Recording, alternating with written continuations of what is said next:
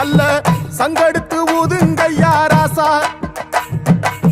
சந்தனத்தை எடுத்துக்கிட்டு ராசா, நம்ம உருசன திரட்டி வையு ராசா.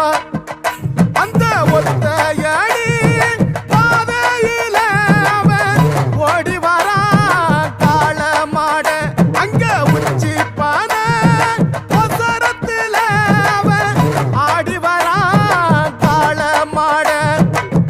கொம்பு ரெண்டும் குறு குறுக்க, கண்ணு ரெண்டு தீ பிடிக்க, நாலு காலு பாய்ச்சலில் பாடி வரான் காள மாட. கொம்பு ரெண்டும் குறு